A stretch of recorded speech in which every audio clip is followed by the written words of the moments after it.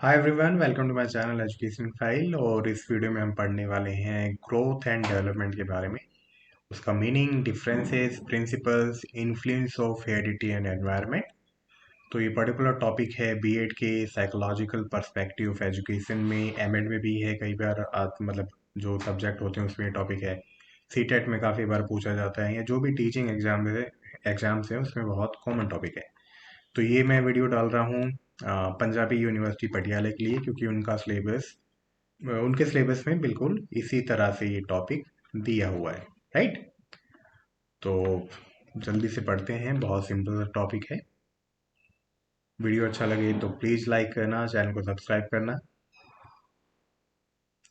तो इसमें पढ़ेंगे meaning, differences, principles, influence of heredity and environment, और implication in teaching and learning. ये एक्स्ट्रा है, अगर आप पढ़ना चाहो तो पढ़ लेना, वरना छोड़ देना।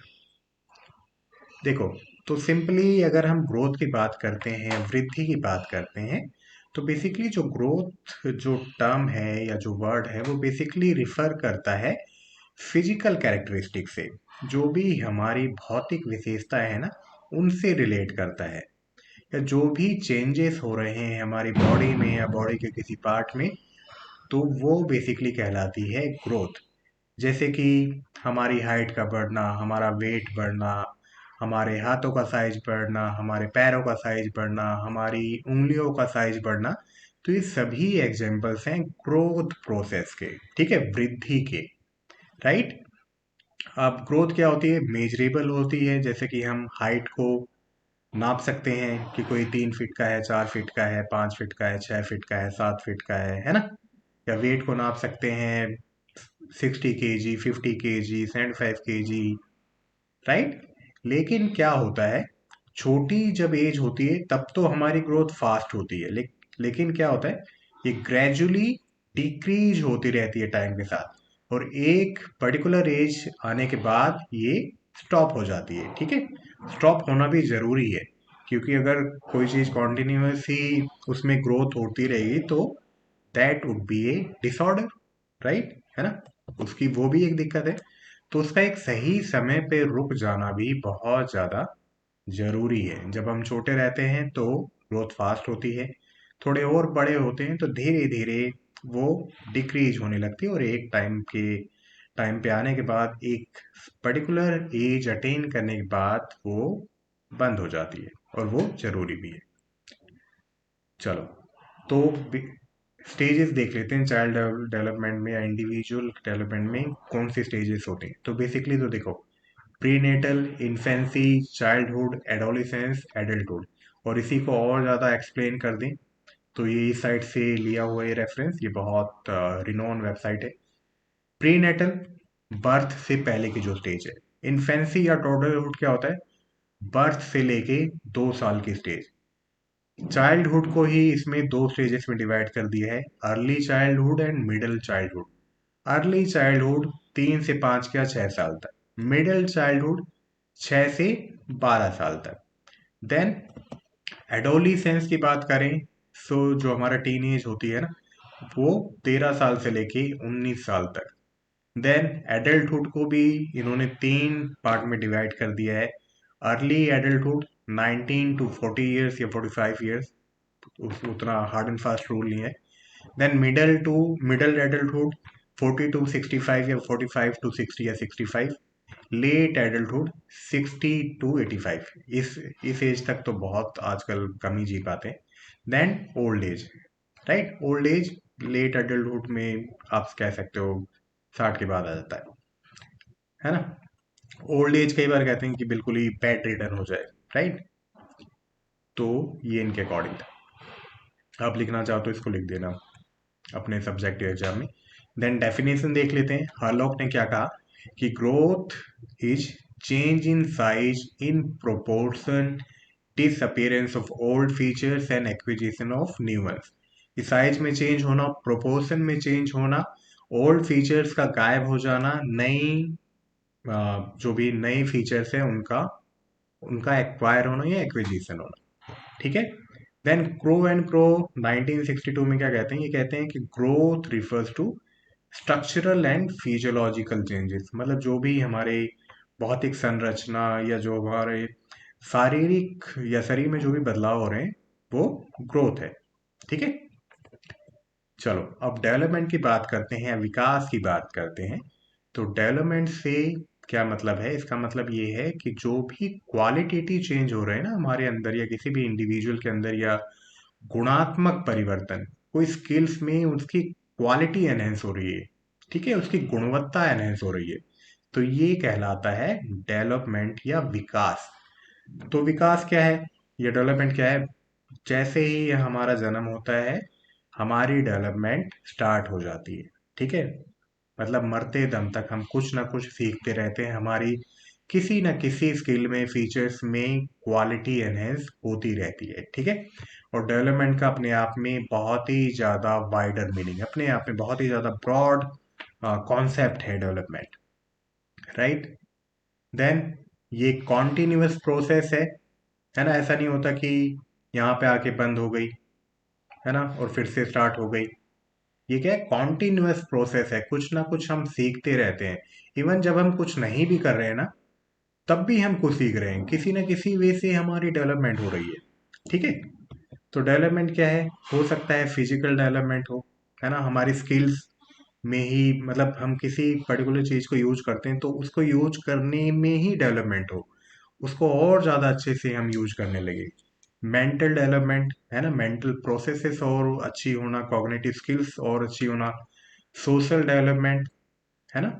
तो ये सभी क्या है? डेवलपमेंट के एग्जाम्पल्स हैं। देन इंडिविजुअल क्या करता है डेवलपमेंट के थ्रू? तो नई कैपेबिलिटीज आती हैं, नई क्षमताएं आती हैं related to these fields. Right. Then development और क्या है? इसको हम मेजर नहीं कर सकते, ग्रोथ को हम मेजर कर सकते हैं, है ना। ये क्या है? क्वांटिटेटिव मैनर में हम मेजर नहीं कर सकते हैं, इसको हम एक्सपीरियंस के जरिए या ऑब्जर्वेशन के जरिए ऐसे जरूर कर सकते हैं, इसका आकलन कर सकते हैं हम इन टेक्निक्स के द्वारा। चलो देन पढ़ लेते हैं कुछ डेफिनेशन डिफरेंट ऑथर्स के द्वारा। तो हर लोग डेवलपमेंट के बारे में क्या कहते हैं? ये कहते हैं कि development is not limited to growing layers. केवल लेयर्स का बढ़ जाना ही डेवलपमेंट नहीं है। Instead it consist of progressive series of changes toward the goal of maturity. ठीक है। ये क्या है? Series of changes. ऐसा ऐसा नहीं है कि हम एक दिन में मैच्योर बन जाते। हम कहते हैं ना कि अरे वो मैच्योर नहीं है, अभी भी चाइल्डिश है। तो वो क्यों कहते हैं? क्योंकि हम उनको एसेस कर पा रहे हैं और हम अपने असेसमेंट के जरिए बता पा रहे हैं कि उनमें वो चेंजेस नहीं आए जो कि एक मैच्योर पर्सन में होने चाहिए। तो अपने आप में क्या है? एक प्रोग्रेसिव सीरीज है, एक स्टेप वाइज मैनर है। ऐसा नहीं होता कि एकदम से एक झटके में कोई डेवलपमेंट हो जाएगी। डेवलपमेंट अपने आप में एक प्रोग्रेसिव है, धीरे धीरे छोटे छोटे चेंजेस आते रहते हैं, और गोल क्या है? मैच्योरिटी हासिल करना, ऐसा हर लोग कहते हैं। देन जे ई एंडरसन क्या कहते हैं? ये कहते हैं कि development is concern with growth as well as those changes in behaviour which result from environmental situation. ये कहते हैं कि डेवलपमेंट का रिलेशन ग्रोथ से भी है, और हमारे व्यवहार में या हमारे बिहेवियर्स में भी चेंज आना कैसे आएगा? जो भी एनवायरमेंटल सिचुएशंस से जो भी हमें स्टिमुलाई मिल रहा है, जो भी हम रिस्पॉन्स कर रहे हैं, जैसे हम सीख रहे हैं, तो वो सभी पार्ट है डेवलपमेंट का। ठीक है। डेवलपमेंट के टाइप्स क्या हैं? फिजिकल डेवलपमेंट, कॉग्निटिव डेवलपमेंट जैसे कि पियाजे की थ्योरी, ब्रूनर्स की थ्योरी, है ना। सोशल डेवलपमेंट, लेव विगोट्स्की की थ्योरी। इमोशनल डेवलपमेंट में एरिक्सन की psycho social theory. Moral development में लॉरेंस कॉलबर्ग की मोरल डेवलपमेंट थ्योरी। तो ये सभी एग्जांपल्स हैं डिफरेंट काइंड्स ऑफ डेवलपमेंट के। ठीक है। इनको याद रखना कि ये अपने आप में इंडिविजुअल थ्योरीज हैं, तो इस वीडियो में आपको डिस्कस नहीं कर सकते। चलो देन है प्रिंसिपल्स। तो प्रिंसिपल्स भी इंपॉर्टेंट हैं। हमारे पास क्या प्रिंसिपल हैं?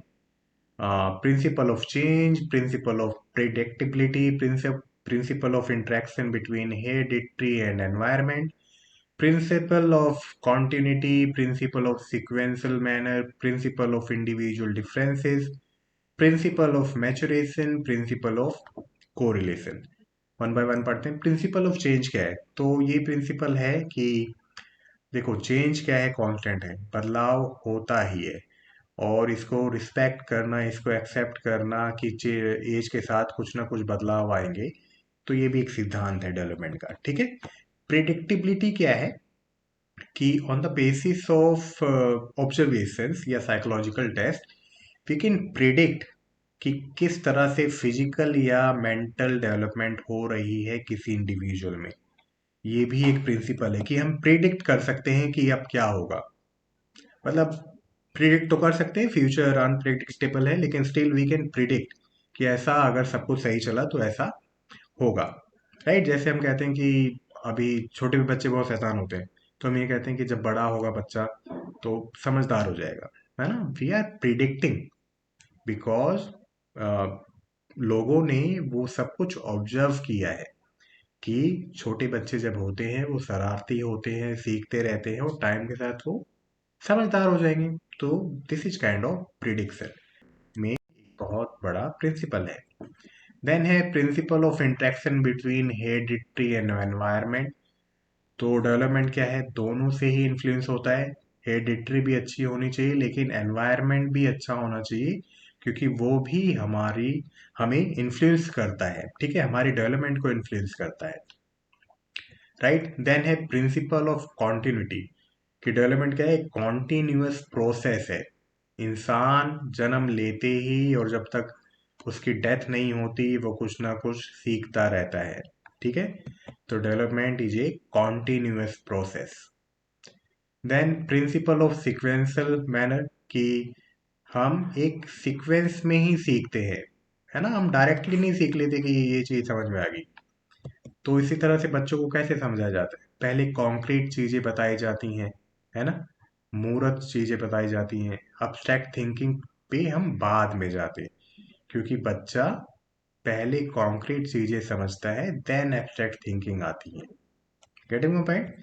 तो ये भी एक प्रिंसिपल है कि इसी वे में सीखते हैं। अब इसका फायदा क्या होगा, जब हमें पता है ये सभी प्रिंसिपल्स इंपॉर्टेंट हैं डेवलपमेंट के लिए, तो जब हम टीचिंग लर्निंग मटेरियल बनाते हैं ना, या इंस्ट्रक्शंस प्रोवाइड करते हैं, तो इनका यूज वहाँ पे करते हैं। उसी के अकॉर्डिंग हम कंटेंट बनाते हैं कि बच्चे की एज के अकॉर्डिंग उनका डेवलपमेंट कैसे हो रहा है और उनको हम हेल्प कर सकें।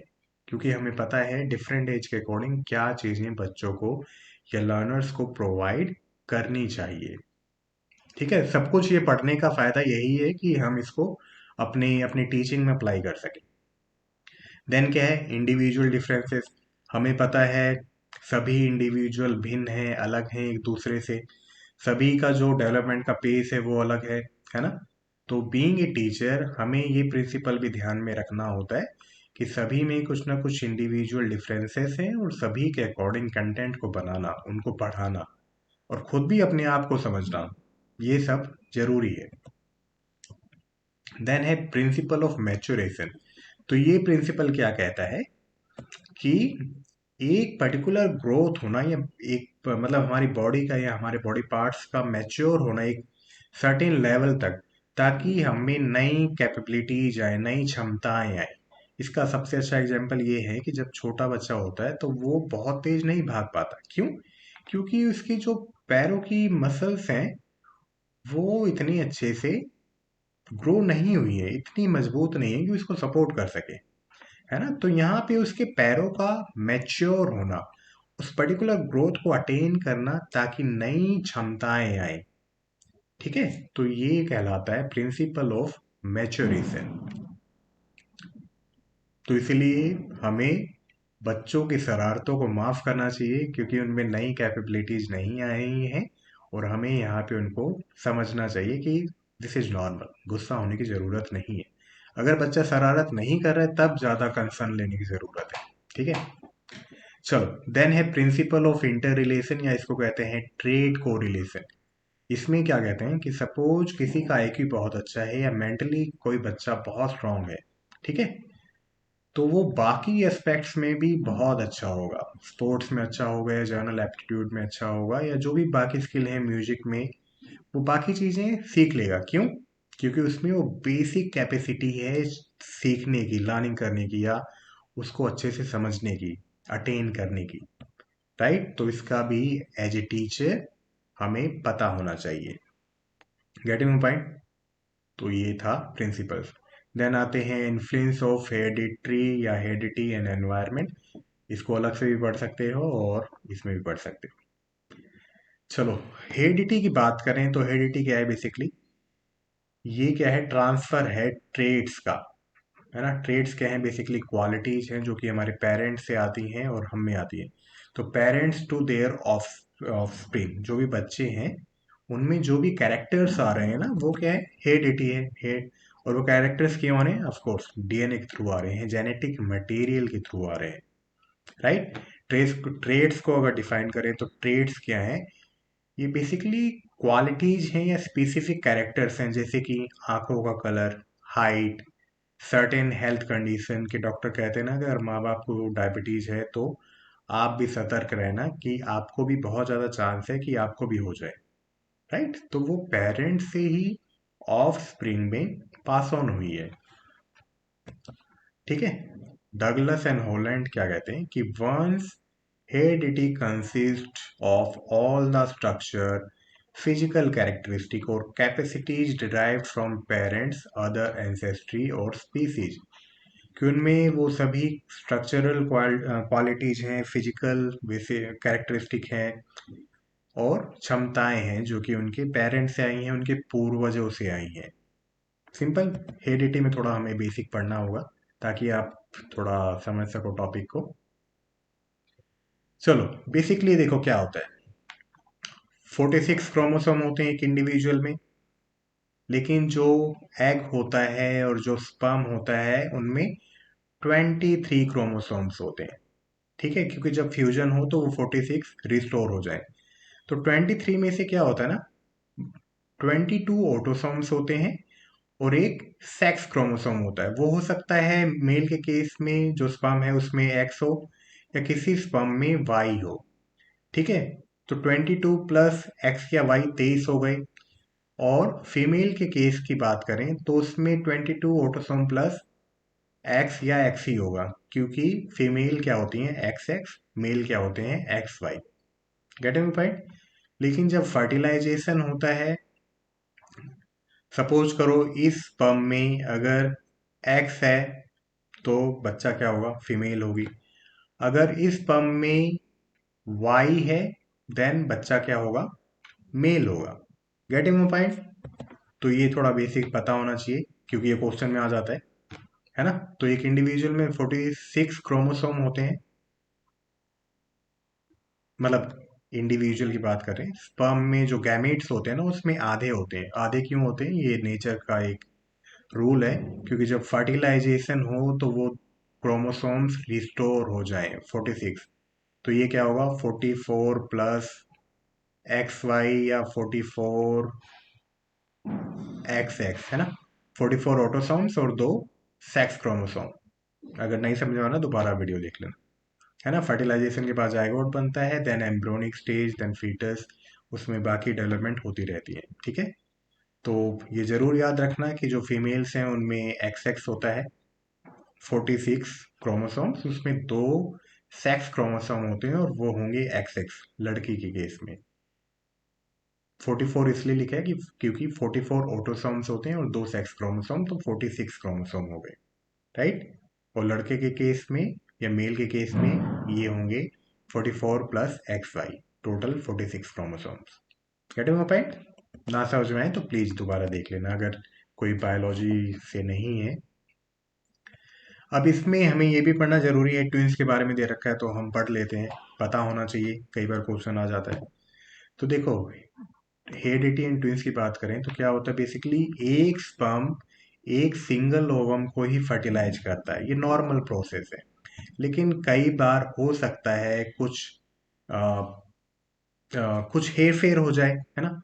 एक क्रोमोसोम दो ओवम, मतलब सॉरी, दो स्पर्म दो ओवम को फर्टिलाइज करें, है ना, तब भी ट्विन बनेंगे। कई बार क्या होता है यहाँ पे तो प्रोसेस नॉर्मल हुआ है, लेकिन जब जायगोट बनता है ना तो वो दो में डिवाइड हो जाता है, तो उससे भी ट्विन हो जाएंगे, पढ़ते हैं। तो जब एक ही जायगोट से दो बेबी बनते हैं तब वो कहलाते हैं मोनोजाइगोटिक ट्विन या आइडेंटिकल ट्विन, जो जुड़वा होता है ना बिल्कुल, जिनकी शक्ल मिलती रहती है। तो क्या होता है ना इसमें, यहाँ तक प्रोसेस सेम है, जाइगोट तक प्रोसेस सेम है, लेकिन जाइगोट में ना डिवीजन हो जाता है, और ये दोनों दो एम्ब्रियोनिक स्टेज अलग अलग चलने लगती है। जाइगोट के बाद सेल डिवीजन ऐसा होता है कि दो इंडिविजुअल एम्ब्रो ग्रो होने लगते हैं, ठीक है। या तो वो होंगे दोनों गर्ल, क्योंकि जेनेटिक मटेरियल सेम है, सब कुछ सेम है इनका, या वो होंगे दोनों बॉयज, इसीलिए इनको कहते हैं आइडेंटिकल ट्विंस या मोनोजाइगोटिक जाइगोटिक ट्विन, क्योंकि ये सेम जाइगोट से डेवलप हो रहे हैं, इनका जेनेटिक मटेरियल बिल्कुल सेम है। तो जो नए न्यूबॉर्न होंगे वो सेम होंगे, या तो गर्ल होंगी या बॉयज होंगे। ये साइंटिस्ट को भी नहीं पता कि ऐसा क्यों होता है, क्यों आइडेंटिकल ट्विंस बनते हैं, राइट। इसके पीछे कोई हार्ड एंड फास्ट रूल नहीं है कि क्यों होता है, it is a random process. चलो देन कई बार क्या होता है, दो अलग अलग स्पर्म दो अलग अलग ओवम को फर्टिलाइज करते हैं, तो इसको कहते हैं डाइजाइगोटिक ट्विंस। दो जाइगोट बन रहे हैं, एक ये है एक ये है ना, और ये इंडिविजुअली अलग अलग बेबीज फॉर्म करेंगे। तो यहाँ पे हो सकता है या दोनों मेल हो लेकिन उनकी शक्ल और सब कुछ डिफरेंट होगा, उनका जेनेटिक मटेरियल डिफरेंट है, या हो सकता है दोनों ही फीमेल हो, या हो सकता है एक मेल हो एक फीमेल हो, लेकिन इन सभी का जेनेटिक मटेरियल अलग अलग होगा। समझ गए, बहुत सिंपल है, इसमें कोई वो मुश्किल वाली बात नहीं है। और इनको क्या कहते हैं, नॉन आइडेंटिकल ट्विंस। अब इसका कहने का मतलब यही था कि देखो, जब हेरिडिटी पास ऑन हो रही है तो पेरेंट्स से जो भी ऑफ स्प्रिंग आ रहे हैं, तो वो बहुत सारे कैरेक्टर्स लेके आ रहे हैं ना, जो भी कैरेक्टर्स हैं वो बच्चों में पास ऑन हो रहे हैं। और बीइंग ए टीचर आपको पता होना चाहिए कि बच्चों का बैकग्राउंड कैसा है, बच्चा घर में कैसा है, ठीक है। ये भी समझना बहुत ज़्यादा ज़रूरी है, इसलिए टीचर और पेरेंट्स को ना आपस में बहुत ज़्यादा बात करनी चाहिए। क्यों? क्योंकि जब टीचर को पता है कि वो घर में कैसा है, उसका नेचर कैसा है, उसकी फिजिकल कैरेक्टरिस्टिक, उसकी मेंटल कैरेक्टरिस्टिक क्या है, तो एक टीचर बहुत अच्छे से कंटेंट डेवलप कर सकता है और उस पर्टिकुलर इंडिविजुअल को और ज़्यादा अच्छे से हेल्प कर सकता है। यही कारण है कि हम हेरिडिटी पढ़ रहे हैं, राइट। देन हेरिडिटी के साथ साथ क्या है, एनवायरनमेंट बहुत ज़्यादा इंपॉर्टेंट रोल प्ले करता है, ठीक है। एनवायरनमेंट में क्या हो सकता है, हमारी सोसाइटी, हमारा फिजिकल एनवायरनमेंट, हमारा कल्चर, हमारी मोरल वैल्यूज, क्योंकि वो भी लोगों से आ रही हैं। देन हमारी इकोनॉमी, हमारा सोशियो इकोनॉमिक स्टेटस भी बहुत बड़ा रोल प्ले करता है हमें इन्फ्लुएंस करने में, है ना। हेरिडिटी तो इम्पॉर्टेंट है ही कि वो बेसिक कैरेक्टरिस्टिक होनी चाहिए चीज़ों को एक्वायर करने के लिए, लेकिन अगर हमारी हमारी हमारा एनवायरनमेंट अच्छा नहीं है तो हम अच्छे से ग्रो नहीं कर पाएंगे, हम अच्छे से डेवलप नहीं कर पाएंगे, क्योंकि हम सोशल लर्निंग भी करते हैं, हम दूसरों को देख के भी मोटिवेट होते हैं, दूसरों को एज ए रोल मॉडल भी ट्रीट करते हैं, राइट। तो इसीलिए एनवायरनमेंट का अच्छा होना बहुत ज़्यादा ज़रूरी है। नेचर एंड नर्चर की बात आती है ना, सपोज करो कैक्टस का नेचर क्या है कि वो डेजर्ट में रहता है, उसे पानी इतना नहीं पसंद है, या वो बिना पानी के रह सकता है, लेकिन हमें पता है कि वो बिना पानी के रह सकता है, डेजर्ट में रहता है, तो हम उसका नर्चर भी इसी तरह से करते हैं, है ना, कि वो अच्छे से ग्रो करे। तो यही पता होना बहुत ज़्यादा ज़रूरी है बीइंग ए टीचर, कि बच्चों का नेचर कैसा है ताकि हम उन्हें अच्छे से नर्चर कर सकें। ओके, तो इसी से रिलेटेड काफ़ी बातें कही हैं। जॉन वॉटसन ने क्या कहा, जॉन वॉटसन ने बहुत अच्छा एक्सपेरिमेंट किया था अपने बच्चे के साथ, फोबिया को लेके। वो इवान पावलो से रिलेट करता था, तो जॉन वॉटसन ने ये भी कहा कि give me a dozen of healthy children, I can make them doctor, जज, beggar and even a thief. कि मुझे कुछ दर्जन बच्चे दे दो, मैं कुछ को डॉक्टर बना दूंगा, कुछ को जज बना दूंगा, कुछ को बेगर बना दूंगा, और कुछ को चोर बना दूंगा। क्यों कहा इन्होंने, इन्होंने कहा हेरिडिटी चलो रोल प्ले करती है नो डाउट, लेकिन मैं इन सभी को ऐसा एनवायरनमेंट दूंगा कि कुछ डॉक्टर बनेंगे, कुछ जज बनेंगे, कुछ बैगर बनेंगे और कुछ चोर बनेंगे। ठीक है, तो इसीलिए एनवायरनमेंट सच में बहुत बड़ा रोल प्ले करता है। देन वर्ड्सवर्थ एंड मार्क्यूस क्या कहते हैं कि environment covers all the outside factors that have acted on the individual since he begin life. बिल्कुल सही बात है। और ऐसे कई बार तो ऐसे भी होता है जब बच्चे ने जन्म नहीं भी लिया ना, तब भी उस पे एनवायरनमेंट बहुत बड़ा रोल प्ले करता है, इन्फ्लुएंस करता है। उनके माँ बाप को करता है, तो माँ बाप वैसी ही चीजें बच्चों के लिए ले आते हैं अपने एनवायरनमेंट के अकॉर्डिंग, है ना। तो आप इसमें लिख देना सब्जेक्टिव के लायक, तो बहुत ज़्यादा सब्जेक्टिव पेपर होगा अगर आपका, तो लिखने का बहुत मटेरियल। एनवायरनमेंट में क्या क्या आ सकता है? फैमिली तो सबसे इम्पोर्टेंट, रिलीजियस इंस्टीट्यूट, इकोनॉमी। अगर पैसे नहीं हैं तो भी वो इन्फ्लुएंस करेंगे हमारे डेवलपमेंट को। अगर पैसे बहुत ज़्यादा हैं तो वो भी डेवलपमेंट को इन्फ्लुएंस करेंगे। मीडिया, आजकल का मीडिया कैसे इन्फ्लुएंस कर रहा है वो हम सभी को पता है। देन डिफरेंट कल्चर्स, हमारा स्कूल और फिजिकल एनवायरनमेंट, हमारा पीयर, सभी कुछ बहुत पॉजिटिवली एंड नेगेटिवली भी इन्फ्लुएंस करता है। ठीक है, तो इस वीडियो में इतना ही था। आई होप आपको अच्छे से समझ में आया होगा। अच्छा, एक चीज़ रहेगी, अगर हाँ, इन टीचिंग एंड लर्निंग में क्या इम्प्लीकेशंस है, तो इंडिविजुअल डिफरेंसेस को समझना, उसके अकॉर्डिंग टीच करना ज़रूरी है। School programme, curriculum, method, strategy हम ग्रोथ एंड डेवलपमेंट के अकॉर्डिंग सेलेक्ट करते हैं, जो कि बिल्कुल सही बात है। छोटे बच्चों की किताब या प्राइमरी स्कूल्स में, प्राइमरी क्लासेस में जो टीचिंग लर्निंग मटेरियल है वो बहुत ज़्यादा इंटरेक्टिव रहता है, पिक्चर्स रहती हैं, कॉन्क्रीट मटेरियल है वो, है ना। वो क्यों है? क्योंकि हमें पता है उनके ग्रोथ पैटर्न एंड डेवलपमेंट के बारे में, इसीलिए हम उनको उन्हीं के अकॉर्डिंग इंस्ट्रक्शन प्रोवाइड करते हैं, लर्निंग एक्सपीरियंसेस प्रोवाइड करते हैं।